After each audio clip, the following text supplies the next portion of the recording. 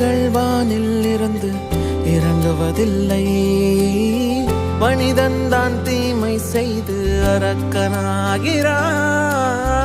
இதயத்தில் தர்மம் என்றும் உறங்குவதில்லை. இதை உணர்பவன் தானே மீண்டும் மனிதன் ஆகிறான்.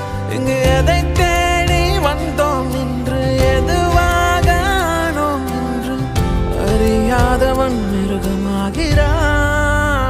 நான் யார் இறைவா, விடைத்தாய் இறைவா.